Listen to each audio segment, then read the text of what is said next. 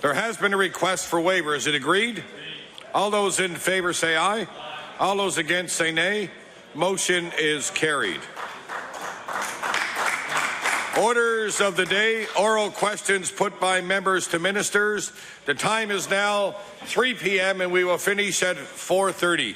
I will now recognize the Honourable Leader of the Official Opposition. Thank you. Thank you, Mr. Speaker. Earlier today we heard that Bowater is planning 2 temporary shutdowns in the near future, one between May 6th to May 21st and another between June 17th and July 2nd. Mr. Speaker, we understand these shutdowns are due to a lack of orders by the mill. Now, Mr. Speaker, we've already seen that this mill has been shut down for 7 weeks of 20 weeks since the Premier made his announcement on December 2nd. So my question for the Premier, what ongoing talks has the Premier having with Resolute and Bowater about the future of this mill? Honourable the Premier. Mr. Speaker, there is in place, of course, an arrangement for the continued operation of the mill.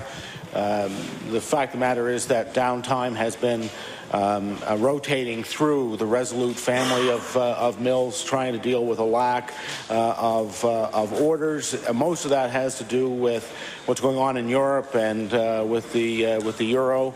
The reality is that you have mills there that, because of the difficulties that they're having, are now bidding into the same marketplace. What the Leader of the Opposition should know is that there is a good plan for that mill going forward.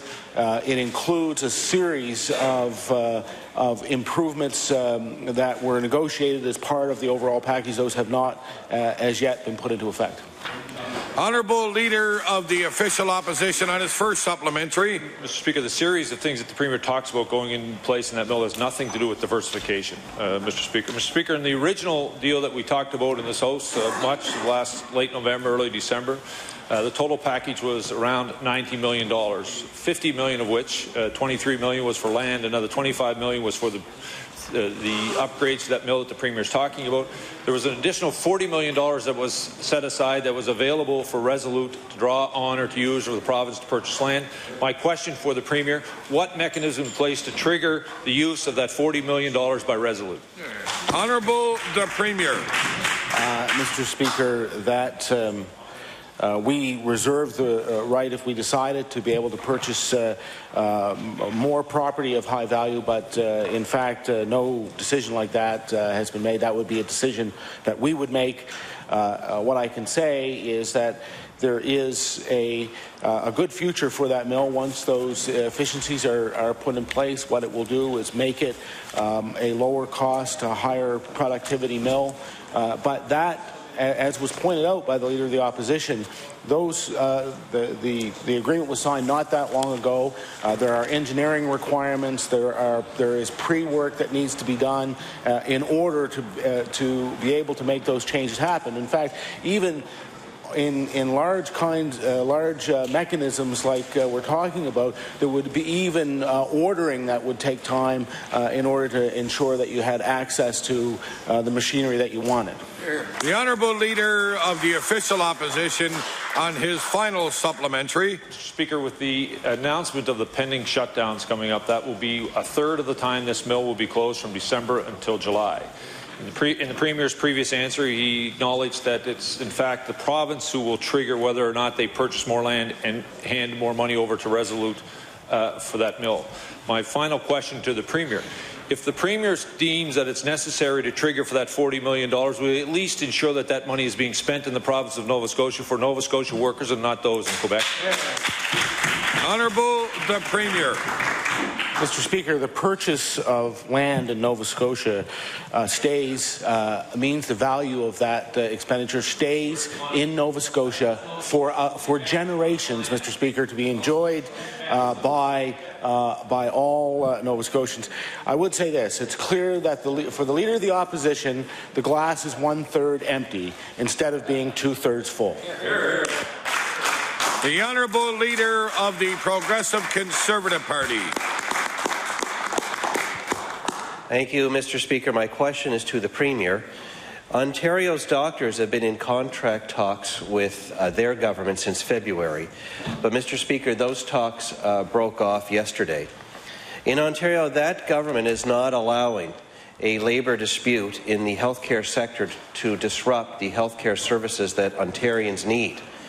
And I will quote from the Ontario Ministry of Health, "We will try to find a negotiated settlement," the health minister there said, "but if we can't reach an agreement, then yes, we will have to act unilaterally," and I will table that quote for the benefit of the Premier and the government. My question to the Premier is, why won't the Premier of this province provide Nova Scotians with the same assurance that their health care here will not be interrupted the same way that the government of Ontario is doing for its citizens? Honourable the Premier.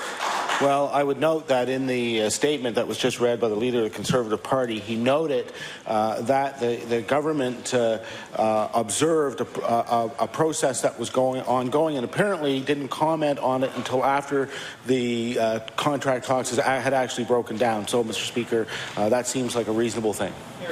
Honourable Leader of the Progressive Conservative Party on his first supplementary. Well, Mr. Speaker, what would have been more reasonable is to have a plan in place before surgeries were cancelled, before outpatient clinics were closed, before diagnostic imaging tests were halted, before real beds were closed, because the fact of the matter is, Mr. Speaker, that as of today at Capital Health, 430 surgeries have been cancelled. 1,947 outpatient clinic hours have been lost. 530 diagnostic imaging tests have been cancelled, and 172 beds are now closed. And each day that goes by that the Premier stands by and crosses his fingers and hopes for the best, another 130 to 150 surgeries are going to be cancelled. These are the real stories of real Nova Scotians that are going on right now in this province, and those people are looking to their Premier to take action like the Premier of Ontario is doing for his own citizens. So my question to the Premier is, if not now, then when will the Premier do the right thing and assure Nova Scotians that their government will act to keep their surgeries going, to keep those clinics open, to open up those hospital beds? If not now, when? Honourable the Premier. Mr. Speaker, there is a process of collective bargaining underway. What I can say is that the commitment that we have is to make every effort to reach a negotiated settlement, as was said, I believe, in the statement that he read from Ontario. And Mr. Speaker, there's no question that that's a difficult process. It is a difficult position for, I think, not only for the government but for the workers. They, after all, went into those professions because they care about the patients that they look after. And so we recognize that they are very likely conflicted about this situation. We understand it, and we understand, and we have taken on the responsibility of balancing all of those interests. Yes, Mr. Speaker, that can be difficult. The Honourable Leader of the Progressive Conservative Party on his final supplementary. Mr. Speaker, of course a negotiated settlement is always preferable.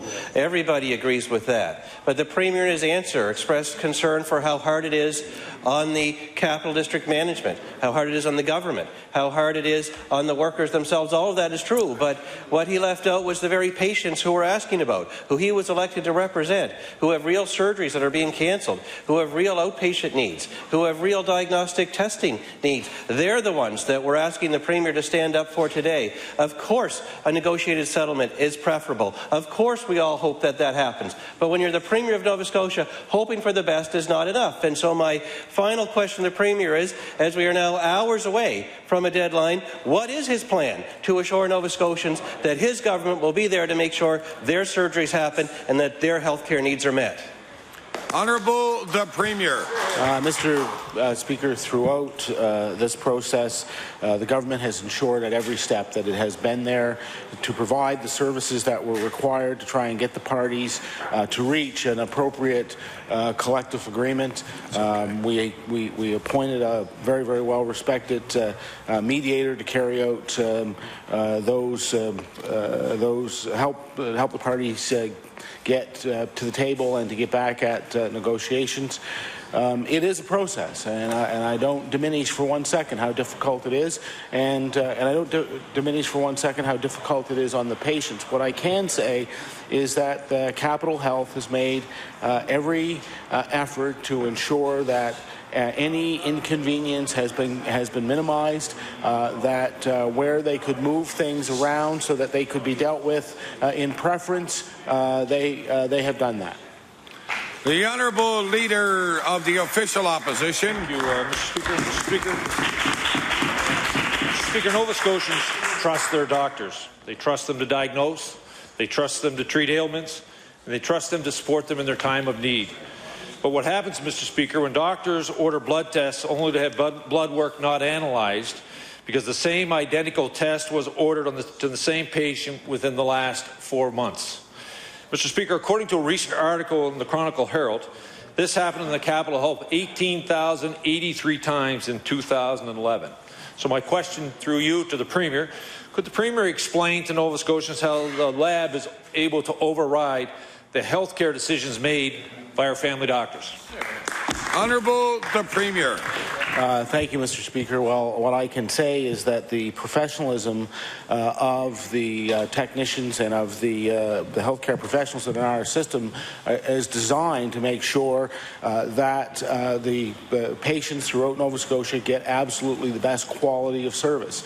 The decisions that are made reflect those protocols and standards of practice. The Honourable Leader of the Official Opposition on his first supplementary. Mr. Speaker, the decisions that are being made are a direct reflection of the decisions this government has made around health care. District health authorities are having to respond. Mr. Speaker, I understand and we all understand the need for the health care system to be efficient.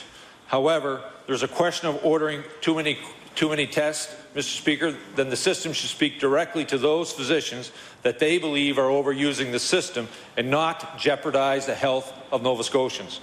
Mr. Speaker, John McMillan from Sydney had his oncologist order blood work. And despite some administrative errors and the fact that the blood work requested came from Nova Scotia Cancer Centre, should always be processed, his blood work wasn't. So Mr. McMullen was sent for blood work again for the second time. So twice the cost to the system, and sadly, Mr. Speaker, his cancer has returned. So my question to the Premier, how can the Premier claim that his NDP government's cut to health care hasn't impacted patient care when clearly it has? Honourable the Premier. Well, Mr. Speaker, very simply, there have been no cuts to laboratory services. As I said, these people who are doing this are professionals. They perform their jobs according to protocols and standards that are entirely appropriate. And of course, I can't speak to any particular case, but what I can say is that those standards that they would see in our hospitals would reflect the same standards that you would find, I would suggest, anywhere in the country. The Honourable Leader of the Official Opposition on his final supplementary. Speaker, no one in this House has questioned the professionalism and the ability of people working in our labs, Mr. Speaker, nor has anyone in this House questioned the professionalism of doctors across this province. What we have, though, is a healthcare professional, a doctor, ordering to have tests done being overridden by another healthcare provider because there's been a directive sent from the District Health Authority to make that happen, without any discussion, Mr. Speaker, with the doctor to find out why those tests were being ordered. Mr. Speaker, any doctor that I know doesn't just order tests for the sake of order, and they do it because they care about their patients and they're looking for as much information as possible to give the proper diagnosis and to provide the proper care for Nova Scotians, Mr. Speaker. Mr. Speaker, we could find $500,000 to buy school lunch bags. We could find $500 million, Mr. Speaker, on corporate welfare. Mr. Speaker, we could find over $500,000 to tell Nova Scotians that they can get better care sooner, Mr. Speaker. Yet they're denying blood work tests if they've already been tested within the last 4 months, Mr. Speaker, to save less than $400,000 and put the care of Nova Scotia in jeopardy, Mr. Speaker. So my final question to the Premier, how can the Premier tell John McMullen and the countless others who've had their tests not processed that they are getting better care sooner? Honourable the Premier. Well, Mr. Speaker, the one thing we don't do is to try and set clinical standards by political people.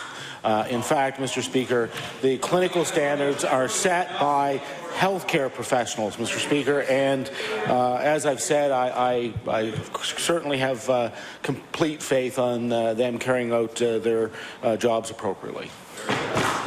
The honourable member for Kings West. Thank you, Mr. Speaker. Mr. Speaker, when it comes to healthcare, Nova Scotians are concerned about two things: wait times and accountability. For the past 8 years, Nova Scotia has been the beneficiary of two pots of money dedicated to wait times, $151 million in a wait times reduction fund, and another $24.2 million for a patient wait time guarantee trust, sum total $175.2 million. While this may not seem like a lot of money vis-a-vis the healthcare budget, it is dedicated funding which is to be used to address wait times. My question to the Premier: where can Nova Scotians go online to find an all-encompassing report and strategy on how and where these dollars were and will be spent?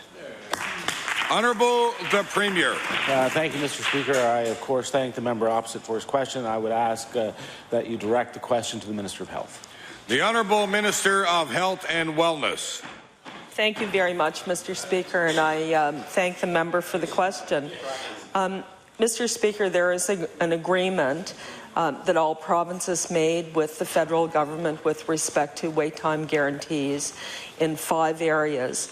And this province has worked very hard, has struggled, in fact, to meet wait time guarantees in some areas. But, Mr. Speaker, the area that we do have recognition right across the country for being the leader in is in our reporting of wait time guarantees. We, in fact, have the most comprehensive website reporting waits on those guarantees of any province in the country, Mr. Speaker.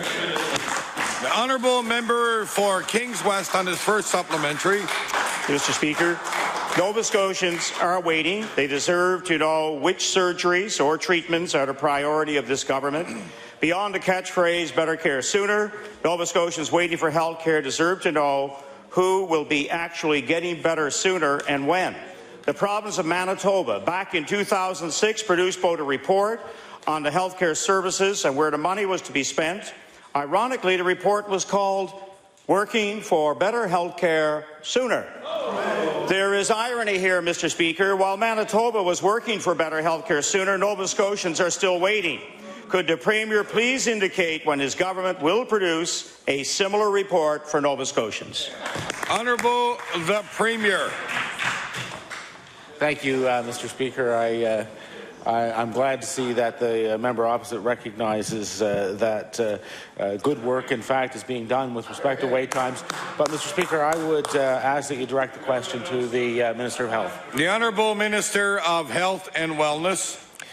Thank you very much, Mr. Speaker. And as I indicated, Nova Scotia has been recognized by both the federal government and all of the other provinces for having the most comprehensive wait time reporting system of any of the provinces in the country.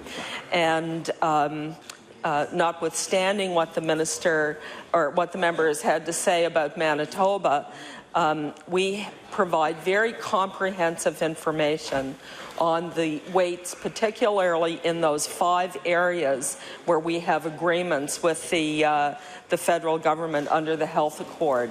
And just to remind members, those areas are in diagnostic services, in cancer treatments such as radiation services, in cardio, in cataract surgery, and in orthopedics. The honourable member for Kings West on his final supplementary. Thank you, Mr. Speaker. Despite investments out of the 5 national priorities for wait times just mentioned by the minister, we are meeting one of them: coronary artery bypass graft. Hip replacement wait time, 1.5 years in Halifax, which, by the way, Mr. Speaker, due to the NDP's delay in appointing a mediator, will get worse, not better. and vascular surgery, 224 days in the Valley, 78 days in Cape Breton. Given that they are 3 years into their mandate, can the Premier tell us when we can expect some sort of plan which will address surgical wait times? Honourable the Premier. Well, thank you, Mr. Speaker. As the Minister of Health has already pointed out, we have underway a comprehensive plan with respect to those wait times. They are in fact working well and has been recognized by the federal government and, in fact, by other provinces. And, in fact, Mr. Speaker, what's interesting is that other provinces are paying very close attention to what's going on in Nova Scotia. As you may know, the Minister of Health has been chairing the National Committee of Ministers of Health. Certainly, wherever I have gone across the country, I have heard from other premiers their appreciation for the work of our Minister of Health. The honourable member for Cape Breton North. Mr. Speaker, my question through you is the Minister of Education. The review of the Chignecto Central Regional School Board 2012-2013 budget report today said, in general, the decisions made by the board seem reasonable and understandable in the context of a declining enrollment. In particular, the report notes that the board decided that elementary education is the most important component and wanted to protect those important early years of education from the sharp NDP knife. The board reasoned that lack of learning or assistance in those years is magnified in the higher grades, a concept that most educators and all Nova Scotians would agree with. So my question is, does the Minister agree with the board that elementary education is the most critical component to protect in our education system? The Honourable Minister of Education. Thank you very much, Mr. Speaker. Each and every board have their mandate, and Chignecto's mandate is laudable, and I appreciate the work that they've done around the issue of elementary education, and I know that they're going to continue to do the fine work that they're doing. Thank you. The honourable member for Cape Breton North on his first supplementary. Thank you, Mr. Speaker. The Minister's Budget Officer makes some specific recommended cuts to replace those proposed by the school board. They include cuts to early reading supports, such as 3.5 literacy mentors and 8 early reading intervention positions. They also include outright firing of 8 more elementary teachers, which would cause elementary class sizes to grow. So my question is, does the Minister agree with the recommendations from her Budget Officer are consistent with the CCRSB's goal of protecting elementary education? The Honourable Minister of Education. Thank you very much, Mr. Speaker, and I think I want to be this to be made very clear that the retirements at the Chignecto Regional School Board are definitely in line with the issue of declining enrollment, and there will not be anybody fired. There will be people retiring from the system, and this is an opportunity to address the declining enrollment situation in that board. Thank you. The honourable member for Cape Breton North on his final supplementary. Mr. Speaker, this question is to the Premier. The report concludes that the province should work with school boards on priorities before doling out arbitrary budget cuts. This is the exact opposite approach to the one that the Minister has pursued this year. Nova Scotians expect their elected school boards and their elected Premier to work together to protect and enhance the classroom experience, but that's not what the Premier has done. He's only too happy to use our school as backdrops and cutting ribbons and holding press conferences, but he leaves the dirty work to the school boards when cuts have to be made. And my question is, will the Premier admit now that his approach to school board budgeting has made a mess of the budgeting process and apologize to all involved and admit they were not playing games when these cuts were made? Honourable the Premier. Thank you, Mr. Speaker. Of course, we were very pleased to have the work, Mr. Stewart, and his report back. And I noted in that what he said was that the school board had the science of budgeting right, but the art of budgeting could use further reflection and consideration. The honourable member for Halifax Clayton Park. Thank you, Mr. Speaker. Mr. Speaker, at the present time, the wait time for diagnostic mammography in the Capital District is more than 3 months. In fact, it's 97 days. While everyone in this House agrees that Nova Scotia has one of the best provincial breast screening programs in the country, it's clear that we have a problem where diagnostic mammography comes in. For women in Metro, this is a particular concern as they have the longest wait list in the province for a test that will tell them whether or not they have cancer. My question to the Minister is, has she expressed concern about this wait time in Capital Health District for diagnostic mammography to officials in her department or to the district? The Honourable Minister of Health and Wellness. Thank you very much, Mr. Speaker, and I thank the honourable member for the question. And I'm puzzled, frankly, by the premise of the question that wait times in the Capital District for mammography are a problem, because I have met on more than one occasion with Dr. Judy Crane, who is the head of the breast cancer program for the province. This has never been raised with me as an issue or a concern.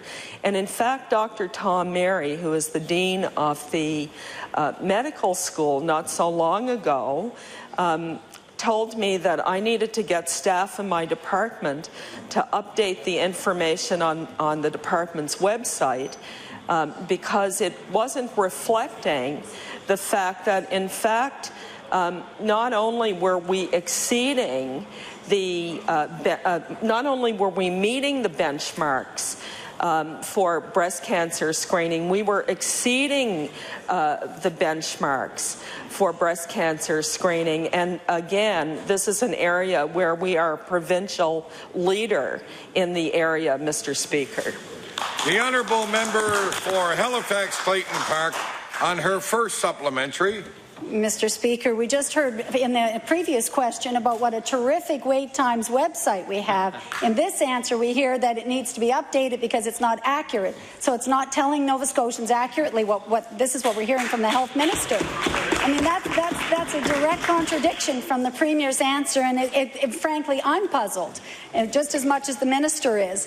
The website that is the one that has been so largely complimented today by the Premier says that it's 97 days in the Capital District for a woman to get diagnostic mammography.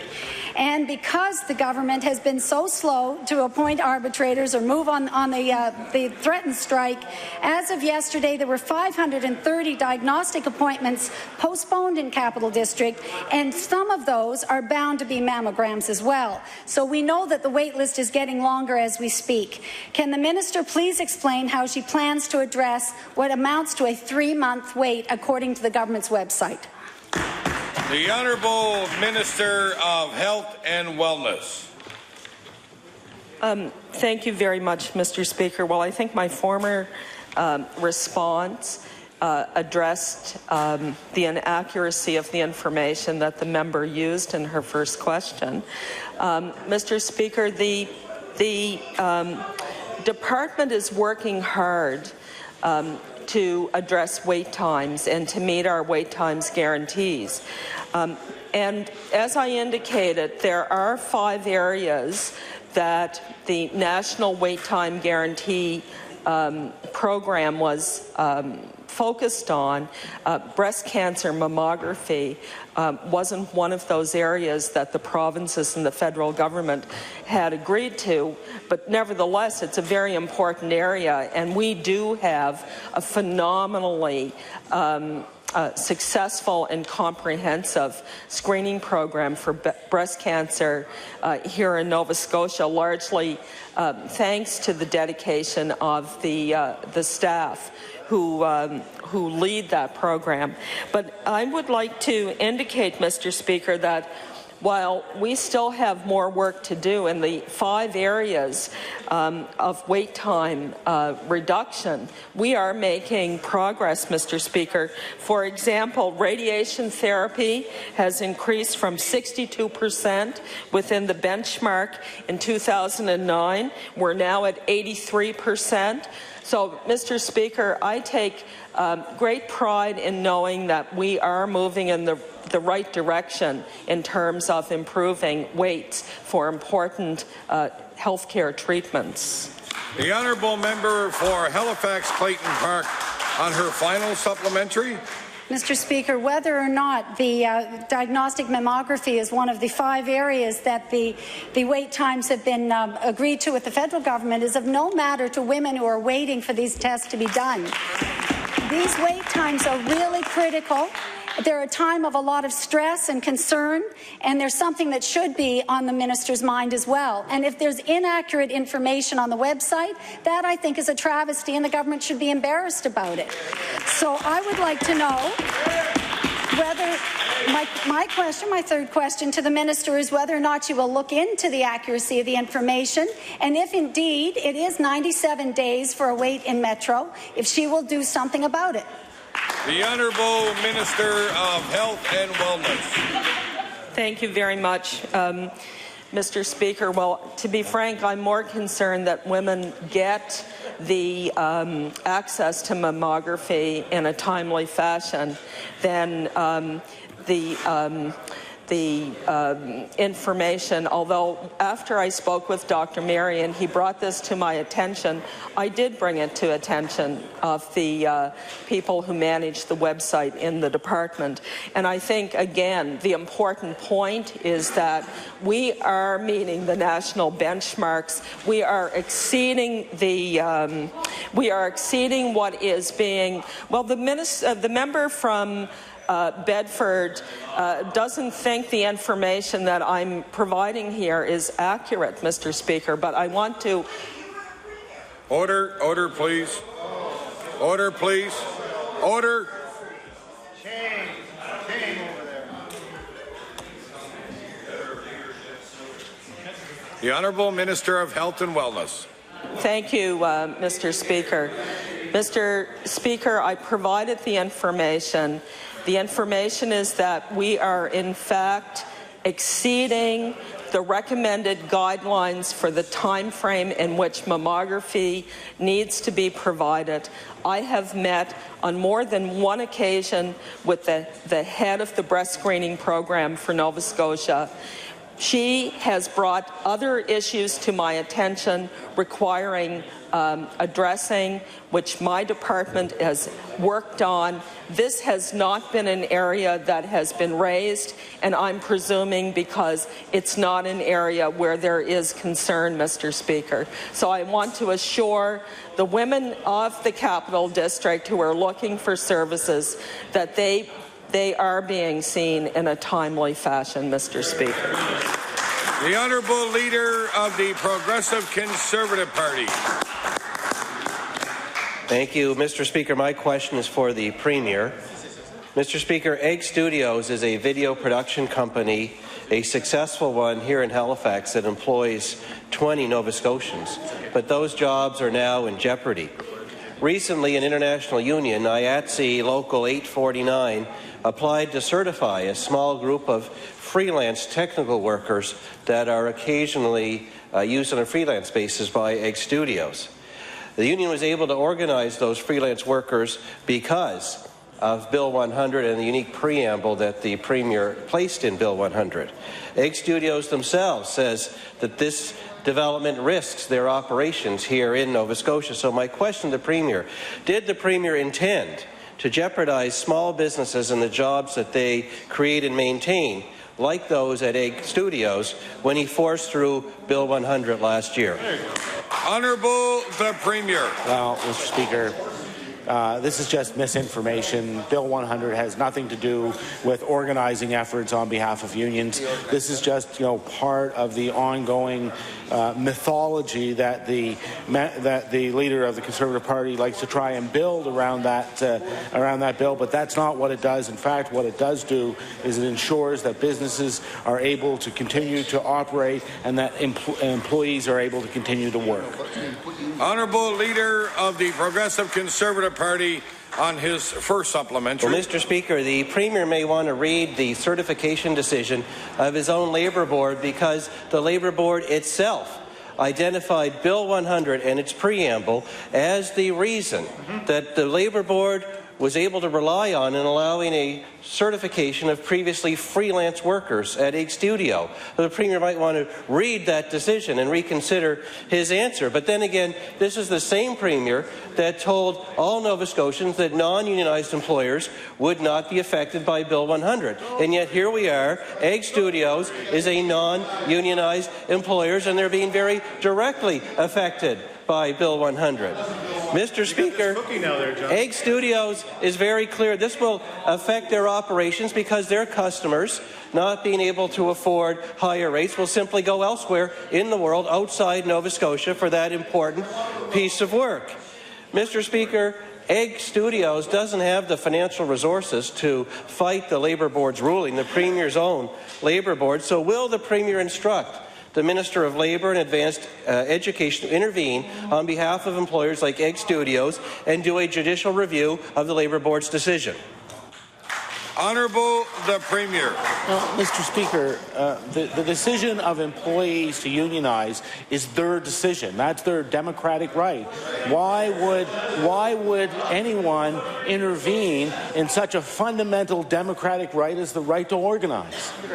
The Honourable Leader of the Progressive Conservative Party on his final supplementary. Well, Mr. Speaker, again, I suggest the Premier should read the decision of his own Labour Board, because in that decision, the Nova Scotia Labour Board uniquely created a whole new classification of workers who are not dependent on one particular employer, as freelance workers are not, but only have to show their independence somehow on an entire industry. Only in Nova Scotia under the NDP has this principle now been established. So every single non-unionized employer in Nova Scotia now has to consider this new risk to their operations, which is why Egg Studios is in the position that they are in today. And so if the Premier won't accept that this is a hardship to non-unionized employers, to important employers in important industries like Egg Studios, will he at least apologize to all of those who took him at his word that Bill 100 would not affect non-unionized employers,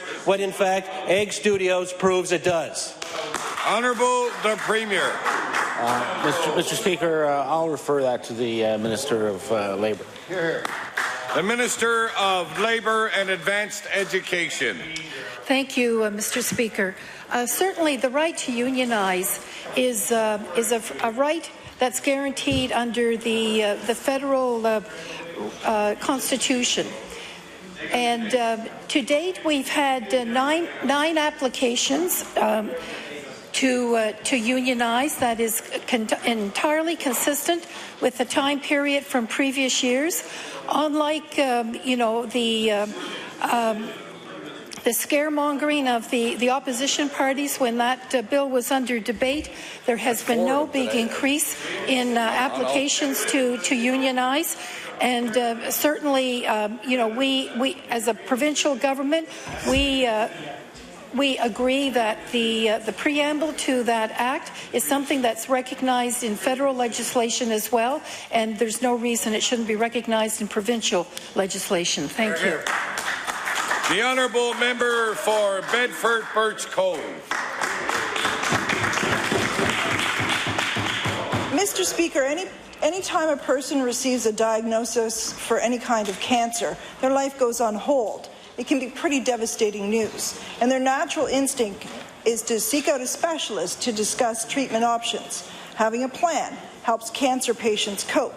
But, Mr. Speaker, the wait time to see a medical oncologist for breast cancer in Halifax is 54 days, and that's longer than any cancer. In Cape Breton, it's 40 days, again longer than any other cancer, and I will table the documents from the government website showing those times.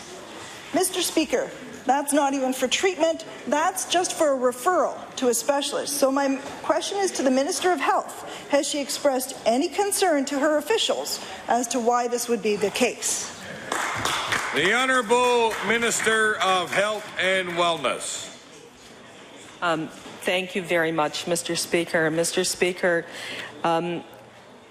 the referrals to specialists in very many areas entail waiting.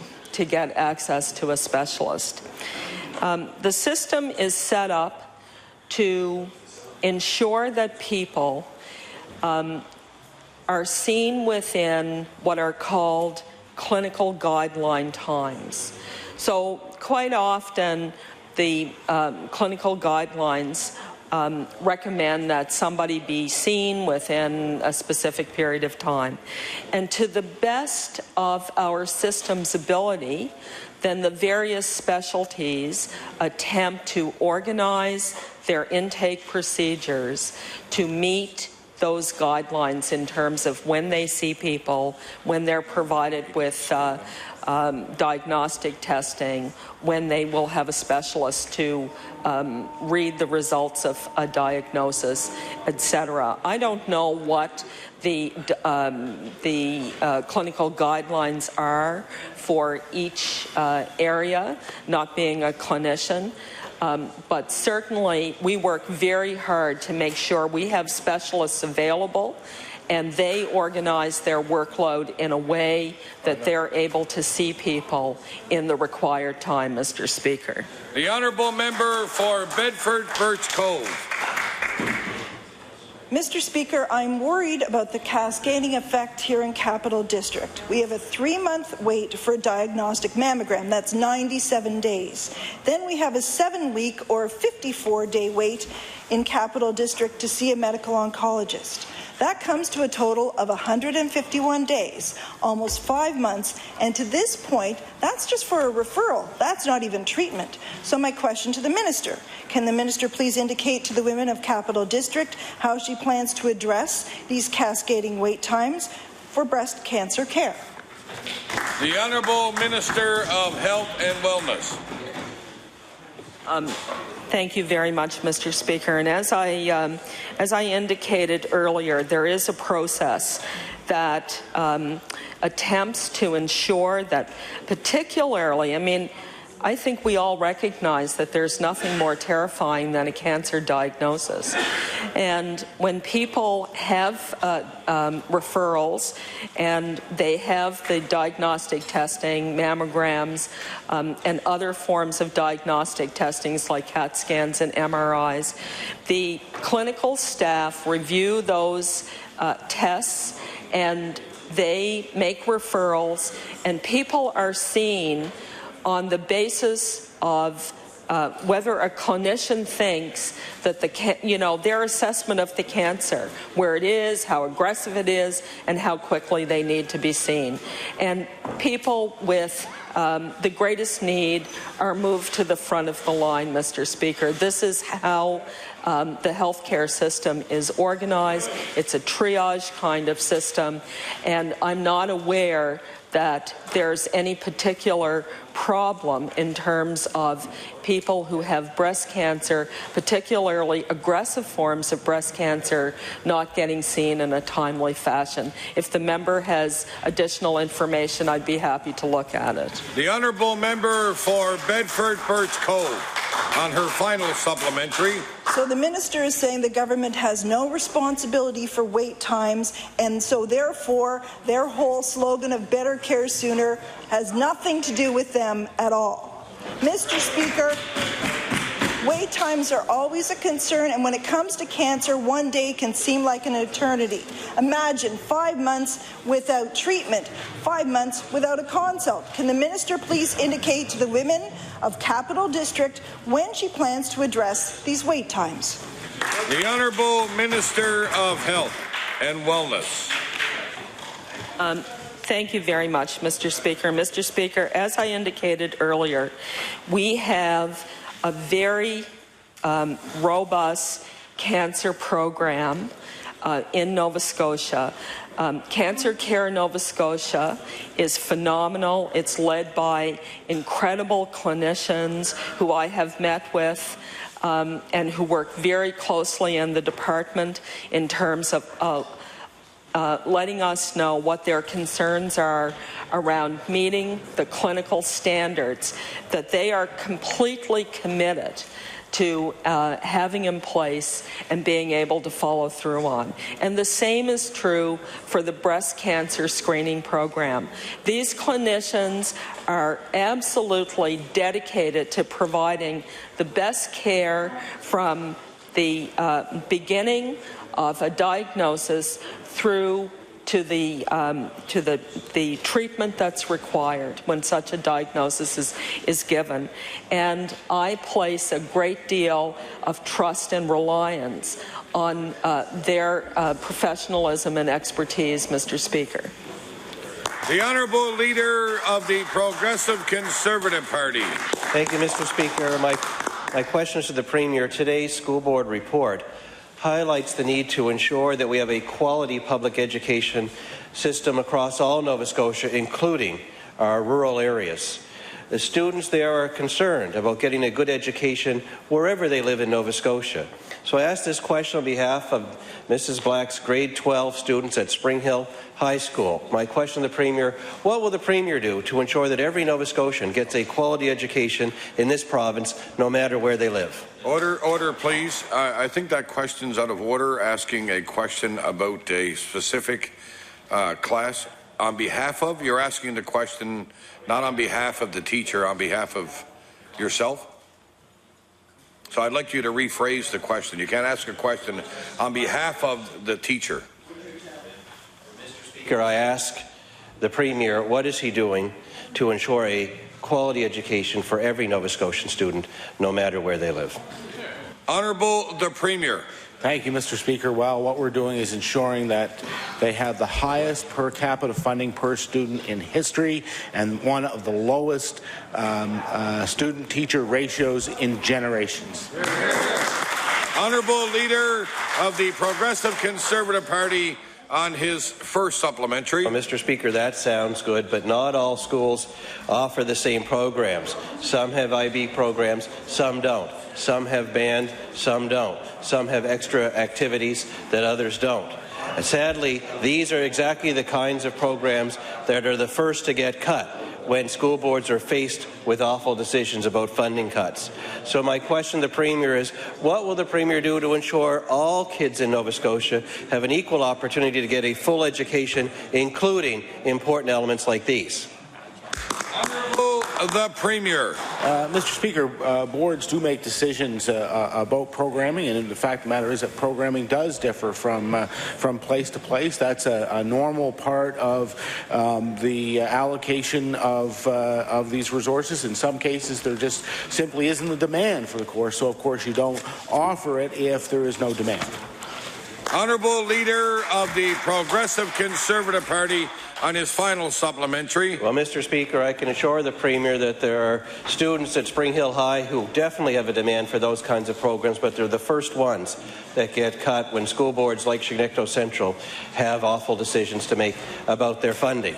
Not all schools are the same size, Mr. Speaker, but luckily the size of the school and the quality of education offered there are not always dependent on each other. And I'll give an example. Advocate District School is an example of a small rural school that has consistently achieved good academic results. Nevertheless, small rural schools are deserving of support because of their unique circumstances. My final question to the Premier, why did the Premier allow the HOG funding formula to be changed this year, eliminating the $150,000 special allowance for our small rural schools? Honourable the Premier. In fact, Mr. Speaker, the list was actually expanded to recognize isolated schools as well. In fact, the number of schools was actually increased.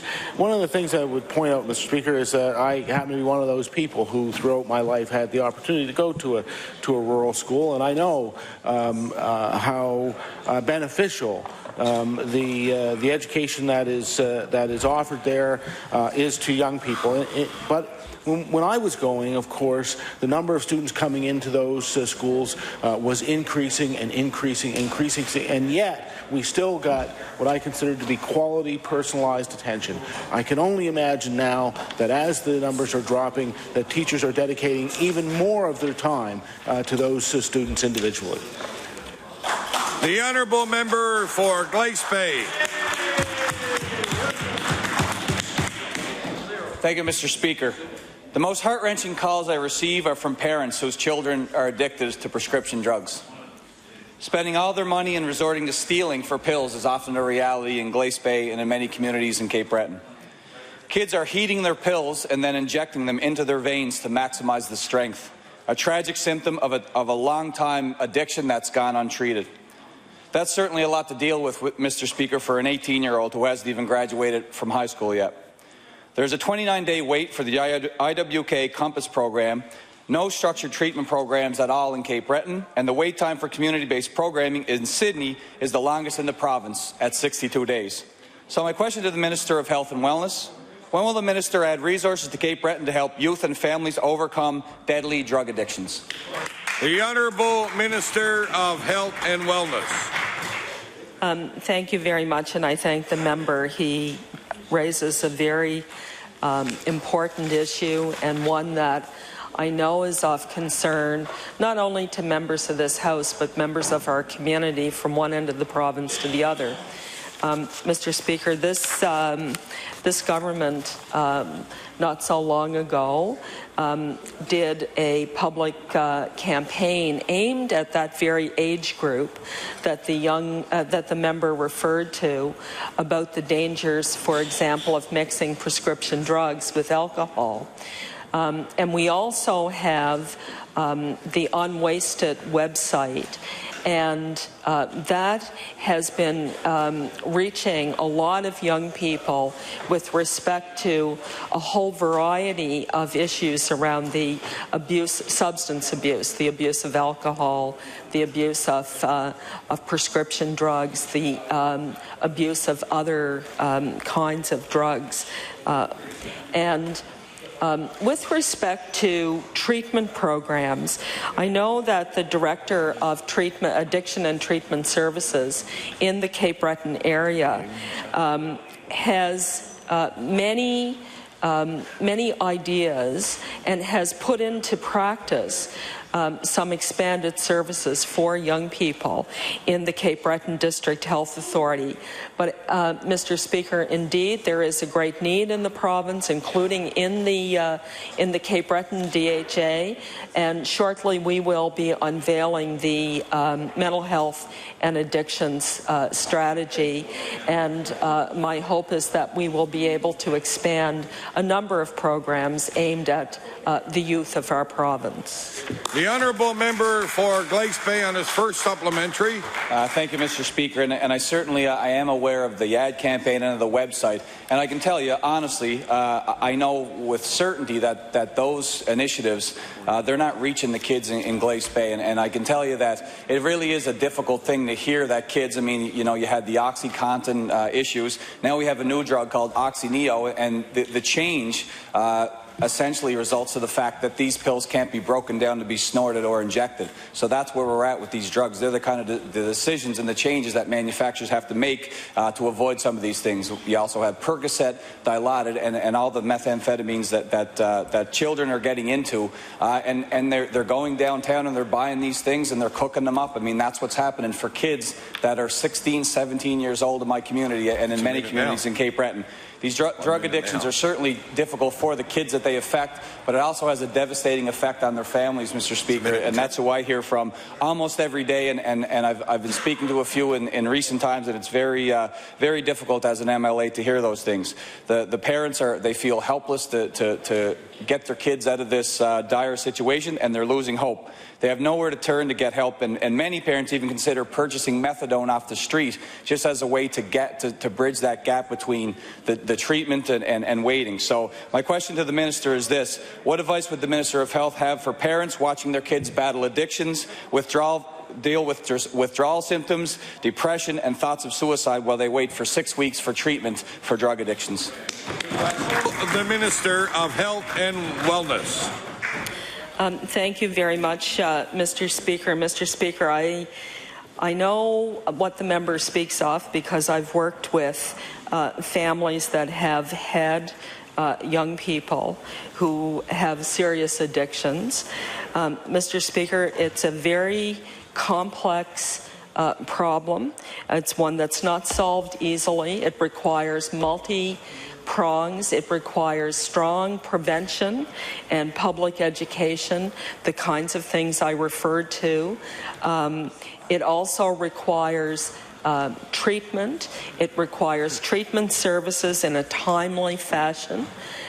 It requires early assessment and early intervention, which I have spoken of many times, and is the direction and the focus in which this government is going with respect to treatment programs for young people.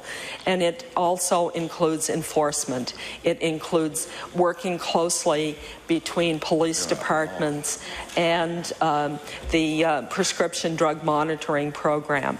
And these are all features of the work that we are doing to improve and address addictions for youth and for young adults. The honourable member for Glace Bay on his final supplementary. Thank you, Mr. Speaker. And with respect to the minister's reply, it certainly is a complex issue. Certainly is a multi-pronged approach that's required. One of those prongs, one of those pieces, would be the methadone maintenance programs, for sure.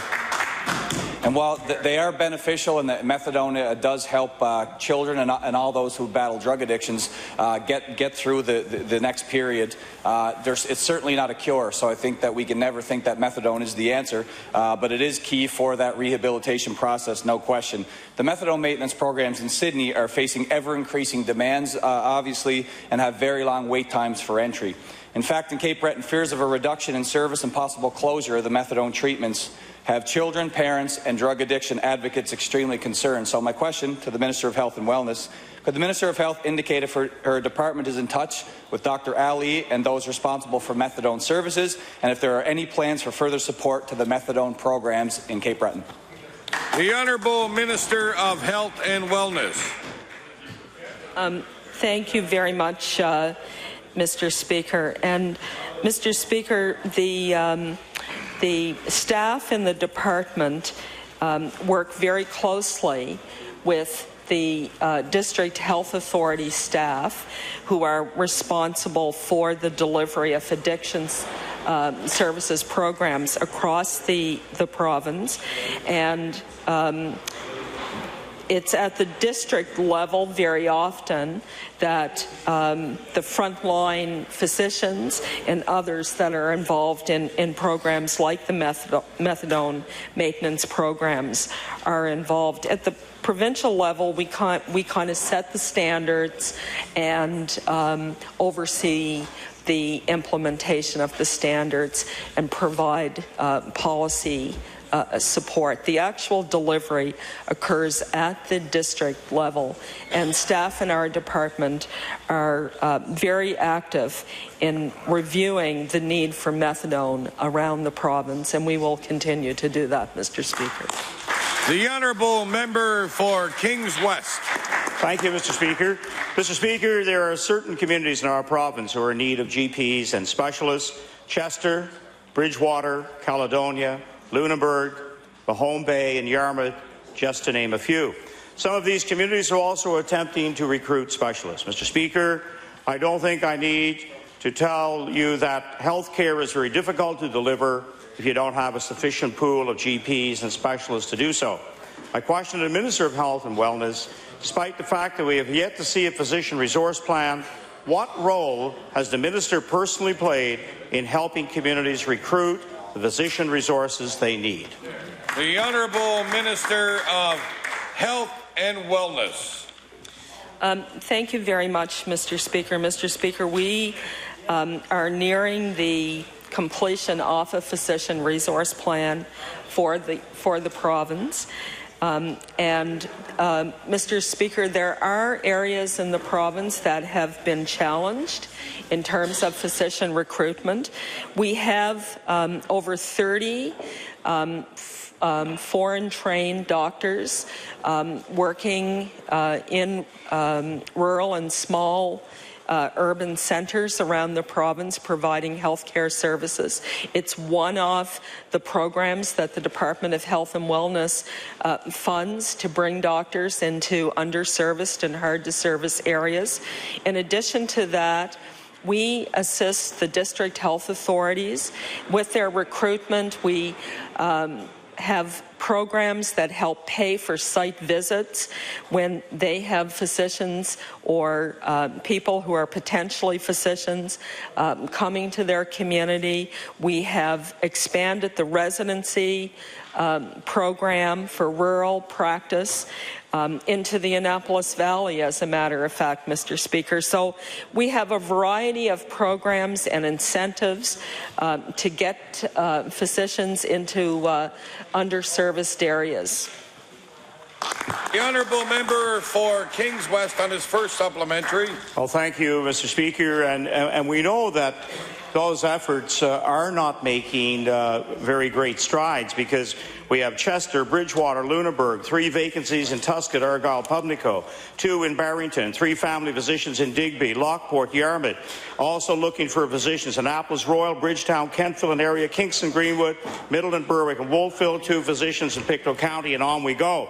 Over 1 year ago, April the 20th to be exact, the minister announced a successful bid for the development of the physician resource plan.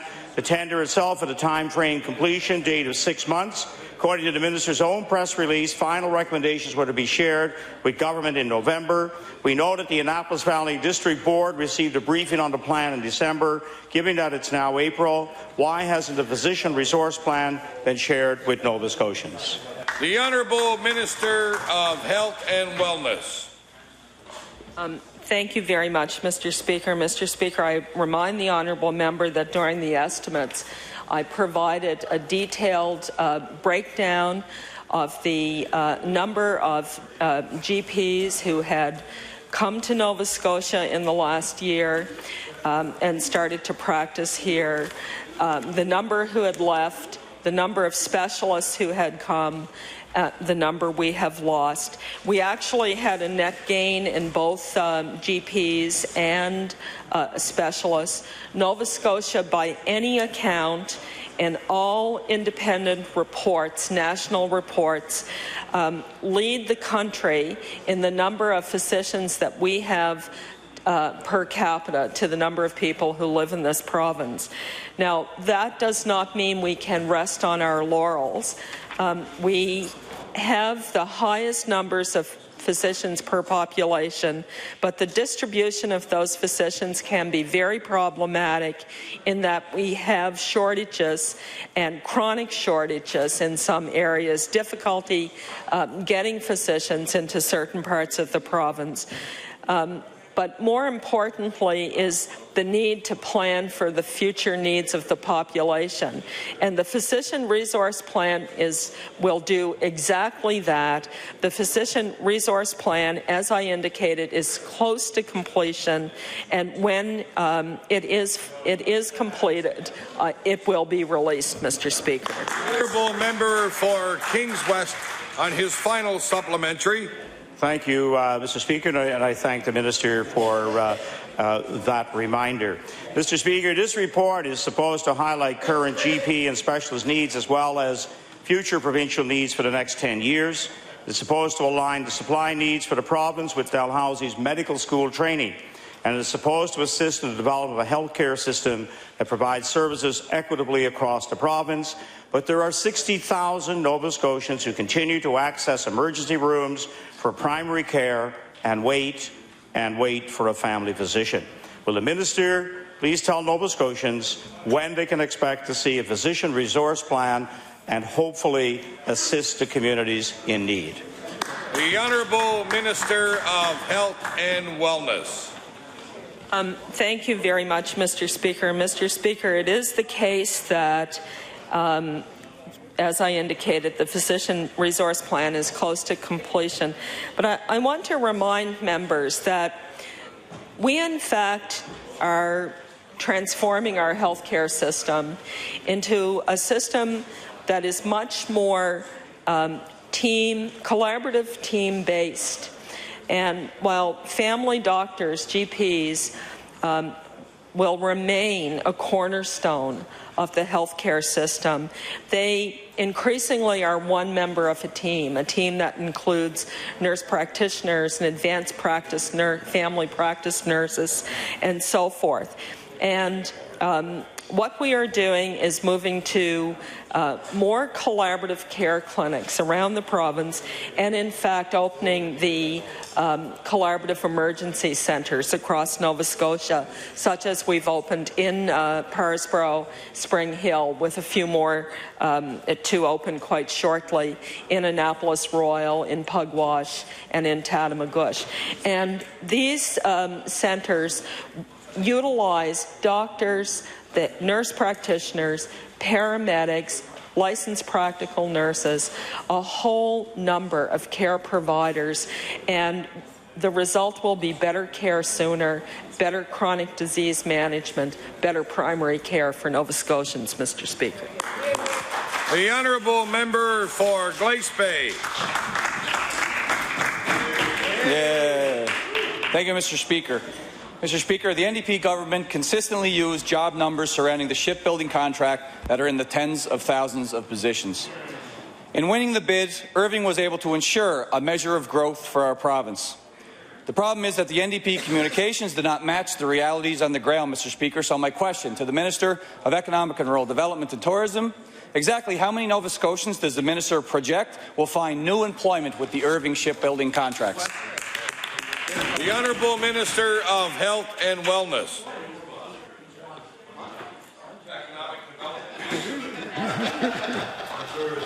And Tourism. Thank you, Mr. Speaker. Mr. Speaker, as a result of the Irving bid, the Conference Board of Canada is projecting at the peak of the contract that there will be well over 11,000 jobs in the province of Nova Scotia. We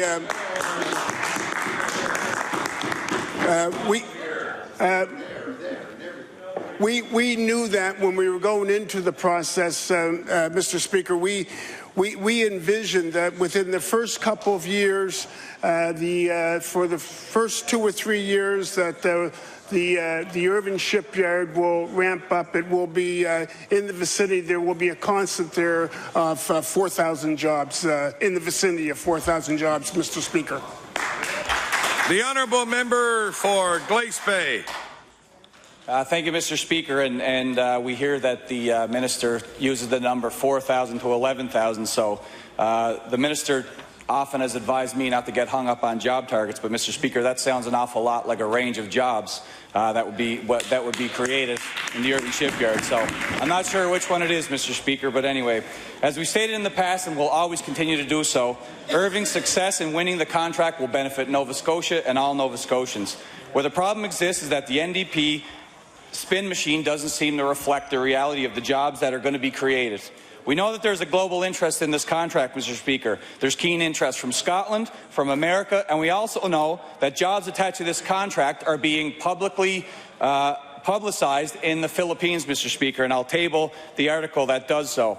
An article in the Philippine Daily Inquirer carries the headline, "Jobs await Filipino workers at the Canadian shipyard," and that is tabled, Mr. Speaker. So my question to the minister, what is the minister not presenting a realistic picture to the people of Nova Scotia surrounding jobs connected to Irving? The Honourable Minister of Economic and Rural Development and Tourism. Thank you, Mr. Speaker. Mr. Speaker, those numbers that I quote come from the Conference Board of Canada, and I will reiterate, at the peak, during the peak of this, fulfilling this contract, there will be over 11,000 jobs in the province of Nova Scotia, Mr. Speaker. Mr. Speaker, now, you know, there's some things that we have no control over. I mean, if Irving is in the private sector, and I'm not going to stand here in this House and comment, criticize on the procedures of Irving Oil. I don't have the detail and the information to do that, Mr. Speaker, and I will not criticize them here in this House. The honourable member for Glace Bay on his final supplementary. Thank you, Mr. Speaker. We're certainly not asking the minister to criticize Irving. We're just asking questions on behalf of the taxpayers who have invested $300 million in this project. So I think it's a fair question. Certainly, Mr. Speaker, shipbuilding is complex work and involves many integrations throughout the process. For the NDP to carelessly overstate job numbers is misleading at best, Mr. Speaker. This contract, which is won fair and square by Irving, will have a positive impact on our economy, which is certainly a great thing for Nova Scotia. Mr. Speaker, Nova Scotians deserve the facts and not spin, and they're just looking for answers on how many jobs are going to be created for the Irving shipbuilding contract. So my question, will the minister tell Nova Scotians what portion of this contract he expects to leave the province of Nova Scotia? The Honourable Minister of Economic and Rural Development and Tourism. Thank you, Mr. Speaker. Mr. Speaker, through you, the member asked a question. I quoted numbers that come from the Conference Board of Canada, Mr. Speaker. Those aren't numbers that were manufactured by this government. Mr. Speaker, I will again, so that the member can understand, is that at the peak years of this contract, there will be over 11,000 jobs in the province of Nova Scotia, Mr. Speaker. Mr. Speaker, this is the most important event. This is the most important event that's happened in Nova Scotia recent history, and certainly, Mr. Speaker, certainly in my lifetime, Mr. Speaker, this is something that we all should be behind, Mr. Speaker, because I know Nova Scotians support this, Mr. Speaker. The Honourable Member for Yarmouth. Thank you, Mr. Speaker. Mr. Speaker, the NSCC trains 90% of all apprentices in the province. If this government was really committed to training Nova Scotian workers for Nova Scotian jobs, it would invest in the NSCC. Instead, we learn that the NSCC is facing a budget shortfall of $5.37 million as a result of this government's damaging cuts to post-secondary education. A budget shortfall is not going to address the increased need for training in shipbuilding trades, Mr. Speaker. My question to the minister, will the minister tell members of this House how Nova Scotians are going to get training for Nova Scotian shipbuilding jobs if the NSCC is facing a budget shortfall of $5.37 million? The Honourable Minister of Labour and Advanced Education. Thank you, Mr. Speaker. I just want to remind members of the chamber that this government has invested over $8 million, new dollars, in trades and training. Much of that is going to be delivered through the community college system. And in addition, there's $250,000 dedicated each year to establish a centre for shipbuilding excellence at the Nova Scotia Community College. We understand what a tremendous investment we're going to be able to make to support the shipbuilding procurement contract, and we have a plan, and we're going to be ready. Thank you. The Honourable Member for Yarmouth on his first supplementary. I know that the minister has announced a $2.75 million investment specifically for shipbuilding-related training, but still the NSCC is facing a $5.37 million deficit, Mr. Speaker, as a result of the money cut from their core funding by this government. Will the minister tell members of this House, are the funds committed to shipbuilding-related training to Let's try that again, Mr. Speaker. Are the funds committed to shipbuilding-related are they new monies, or are they just funds that this government is recycling from shortchanging the NSCC in the first place? The Honourable Minister of Labour and Advanced Education. Thank you, Mr. Speaker. I would say it's a combination of new additional funding and also reaffirmation of the core funding that we give to pre-apprenticeship programs through the community college as well. And I just want to remind the honourable member that certainly, like all service providers that are publicly funded in this province, we've asked everyone to look at operational efficiencies. And as we are doing within government as well, there's a way to become more efficient in terms of how we deliver programs without impacting necessarily on the programs themselves. So we are trying to improve both the access and the excellence of trades training and direct access to apprenticeships in this province, as well as making sure that everyone reviews what they do, how they do it, and that the most money possible is going to programming. Thank you. The honourable member for Yarmouth on his final supplementary. Thank you, Mr. Speaker. This government has a knack for renaming money while slashing budgets. We saw it with the Minister of Education when she slashed money to the public education system, and we now see it with this minister cutting the budget and underfunding the NSCC while putting a crowd-pleasing name on money that already exists in the system, Mr. Speaker. Putting a name on a portion of funding does not soften the blow of a $5.37 million budget shortfall, even if there's a photo op attached to it, Mr. Speaker. The 25,000 students at NSCC programs across the province deserve the truth. Will the minister admit that her shipbuilding training announcement was not new funding and was just window dressing for monies that were already supposed to go to NSCC in the first place? The Honourable Minister of Labour and Advanced Education. Thank you, Mr. Speaker. The province of Nova Scotia is actually giving more money to the Nova Scotia Community College system this year.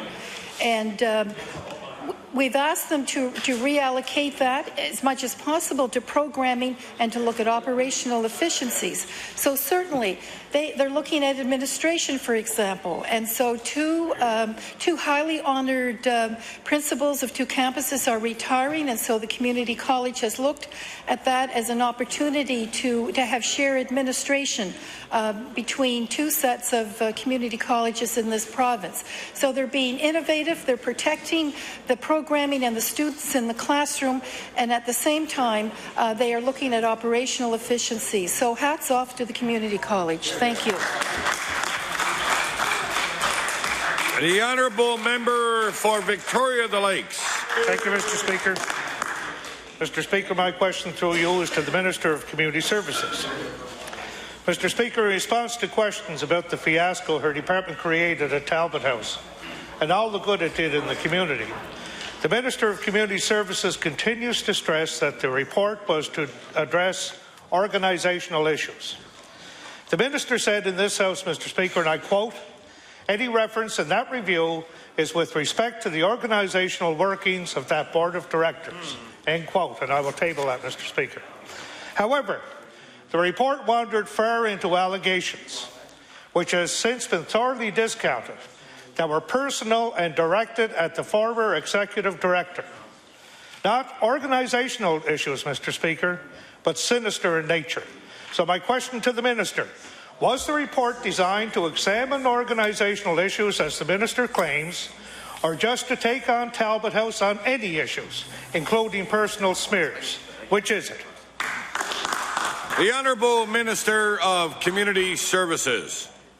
Mr. Speaker, if you review the organizational review that we did, if you read it, you would see within that the information is about the organization.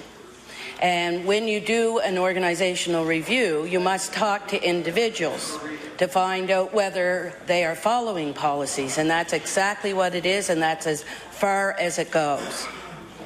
The Honourable Member for Victoria Lakes on his first supplementary. Thank you, Mr. Speaker. Mr. Speaker, during budget estimates on Monday, the Minister described, and might I say in great detail, the way her department conducted their organizational review of Talbot House. She indicated that the way they did the review was to talk to the Board of Directors and staff, and if necessary, they would talk to the people receiving the services. So, Mr. Speaker, my question through you to the Minister. How many current residents did the Minister's department speak with during the course of their review? And if they didn't, why did her department deem it unnecessary? The Honourable Minister of Community Services. As I said before, Mr. Speaker, this entire issue is around an organizational review, and it's focused on the performance and whether they met the standards that were in the service agreement. And in fact, it's that group over there that wants to keep this going and harm the individuals involved. Now, the Board of Directors, the chair has actually reached out and asked for us to work together, which I, in fact, have said, yes, we would. So if they would stop their foolishness, people would be able to work together.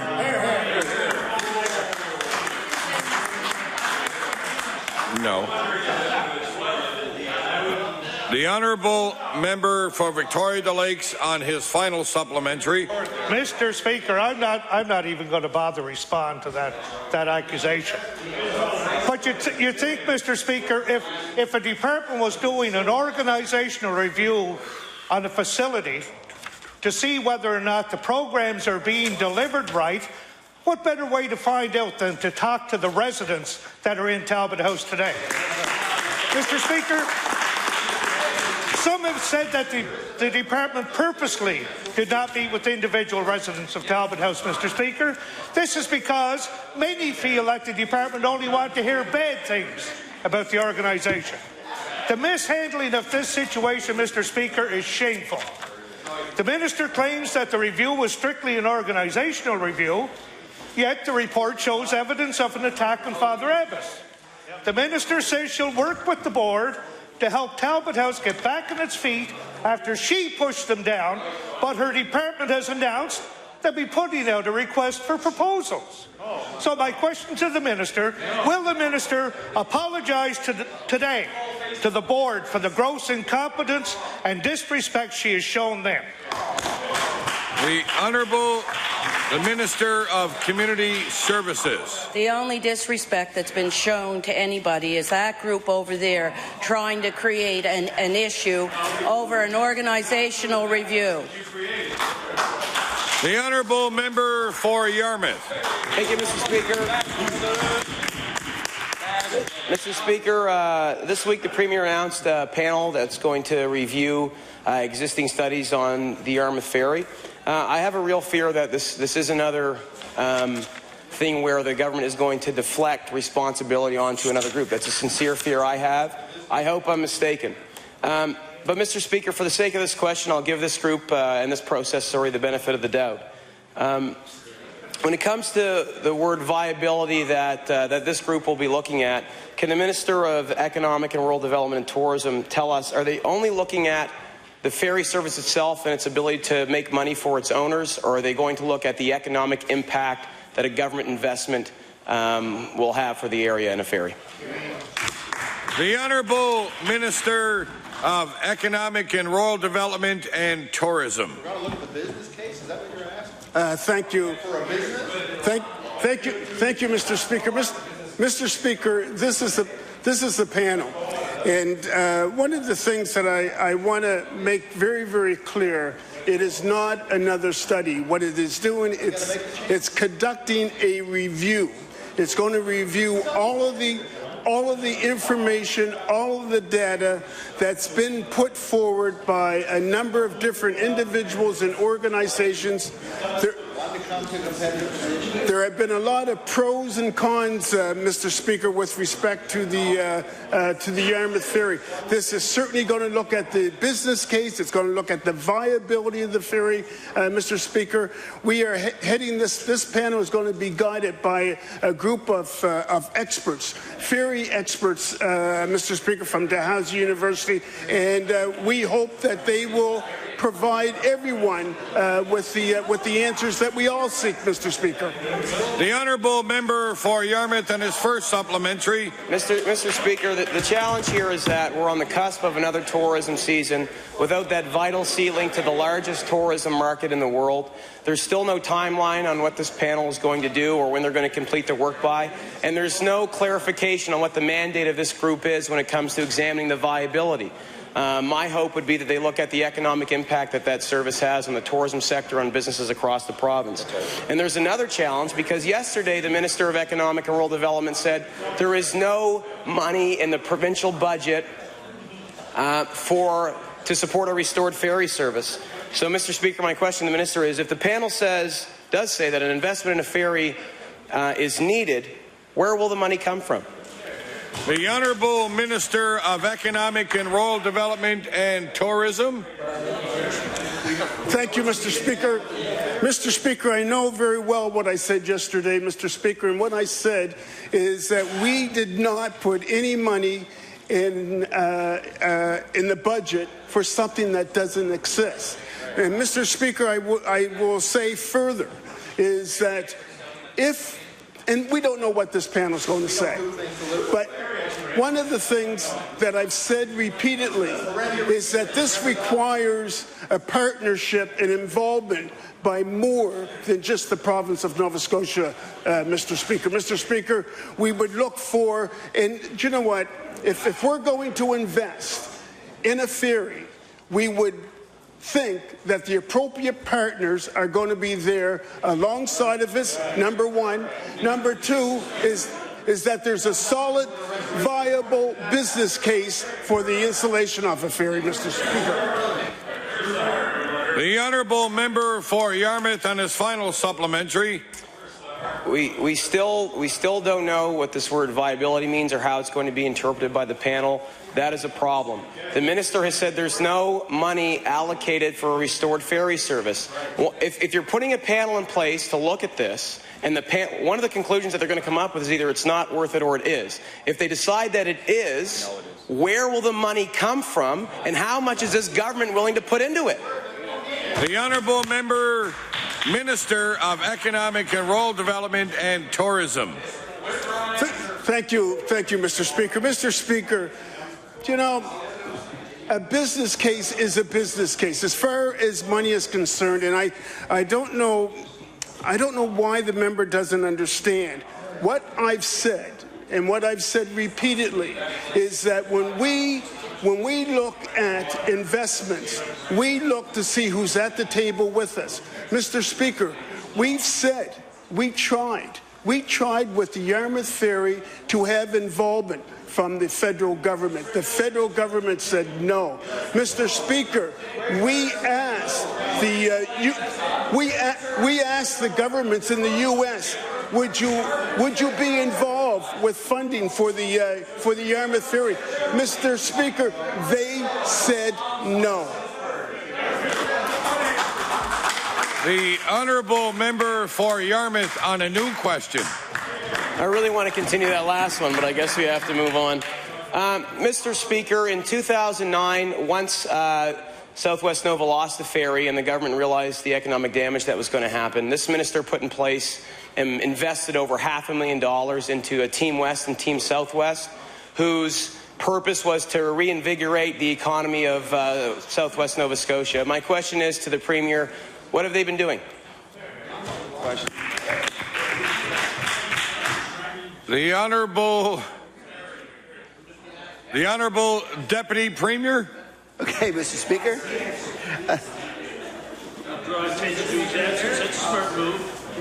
Mr. Speaker, I'll do him a favor and give him to the Minister of ERDT. Thank you. The Honourable Minister of Economic and Rural Development and Tourism. Thank you. Thank you, Mr. Speaker. Mr. Speaker, this government has made huge investments in the Southwest region, Mr. Speaker, and I think, and not in any way a priority list, but certainly at the top of the list, has to be the $50 million that we invested in Bowater to save thousands of jobs along the Southwest region, Mr. Speaker. Mr. Speaker, I also would like to mention the investment that we made in things like the 250th anniversary for Yarmouth, Mr. Speaker. Mr. Speaker, we made an investment in the hockey challenge, the Junior A hockey challenge, Mr. Speaker. Mr. Speaker, we have made numerous investments, Mr. Speaker, in the Southwest region, and we have worked with organizations and individuals in the Southwest regions, which we will continue to do. Honourable member for Yarmouth on his first supplementary. Okay, just to clarify, my question is specifically with the over $500,000, I think it was $600,000 that went to Team West or Team Southwest. What did those groups do for the economy of southwestern Nova Scotia? Have we seen a report on what the returns to taxpayers were who put money into those things? What's going on? We haven't heard anything from those two groups in 3 years, Mr. Speaker. I'm giving the minister an opportunity to provide this House with a very clear and direct report on the activities of Team West and Team Southwest and to explain to us what happened to that $600,000 that was put into them. The Honourable Minister of Economic and Rural Development and Tourism. Thank you, Mr. Speaker. Mr. Speaker, Team West, Team Southwest all those organizations that were formed in the Southwest region were formed in partnership with ACOA, Mr. Speaker. Mr. Speaker, we will be getting for the last Team West. We are awaiting audited reports on just how the money was spent. We do know that there was some money. We do know, Mr. Speaker, that there was some money that was left over from those various initiatives. We know that in some cases we received written requests if that money could be used for other things, and we have denied them. We have track records, and what we don't have records of, Mr. Speaker, we will be receiving them. The honourable member for Yarmouth on his final supplementary. It's a bit disconcerting to me that the minister doesn't know what these groups did for the economy of southwestern Nova Scotia. They were put in place to help. They received significant funds, and nobody knows what has happened. Will the minister please table in this House any evidence he has, any data on the work that these groups have done on behalf of the citizens of southwest Nova Scotia? The honourable Minister of Economic and Rural Development and Tourism. Mr. Speaker, as Minister, I would be more than pleased to table all information when it becomes available to all members of this House, Mr. Speaker. Mr. Speaker, I will even go so far as to elaborate on that list, because I will include the $1 million that we invested in RIDE, Mr. Speaker. I will include all those other investments that we made in the Southwest region to enable the Southwest region to be all that it can be, and then some, Mr. Speaker. Mr. Speaker, we are proud of our legacy with respect to the Southwest region. Order, please. Time allotted for all questions put by members has elapsed. I will now recognize the Honourable House Leader for the official opposition. Thank you very much, Mr. Speaker. I would ask that you now call Bill number 42, the Rural Nova Scotia Physicians Act, for second reading. Bill number 42, the Royal Nova Scotia Physicians Act. I will now recognize the honourable member for Kings West. Thank you, Mr. Speaker. Mr. Speaker, pleased to rise in my place today and to debate Bill number 42, the Rural Nova Scotia Physicians Act. And today I also asked a question of the Minister about the need for family physicians, and especially in rural Nova Scotia. We know that the need is extensive, and I just will start off by, I guess, reiterating that kind of need that there is around rural Nova Scotia. Currently, there are over 60,000 Nova Scotians who don't have a family doctor. And while we know that the model of healthcare delivery is in change, it's in a transitioning period, and perhaps in many regards quite a transformation period. But I know in speaking recently with Dr. Tom Mary, head of the Down Medical School, you know, I asked him if he and his colleagues across the country, you know, are seeing any change in actually around the need for, you know, every Canadian to have a family physician. And that is still the goal, and that is still the staple and the basis of good primary health care delivery. So that remains an elusive goal in Nova Scotia when we have the number of people who currently without a family physician.